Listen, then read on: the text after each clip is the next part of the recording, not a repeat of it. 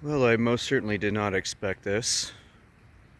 As we slide into the middle of April 2025, winter's back.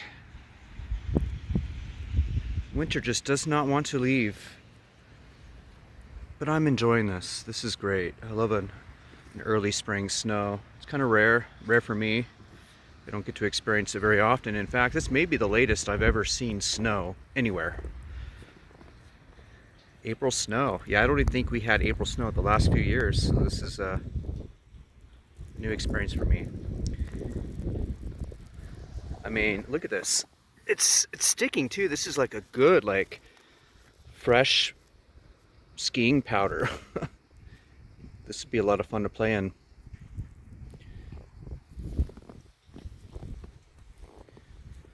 It's sticking pretty good. It's a little wet, but it is sticking for what it's worth.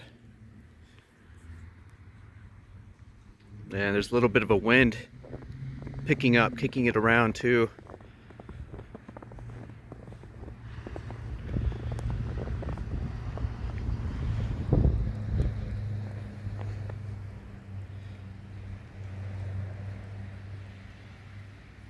Yeah, this is awesome.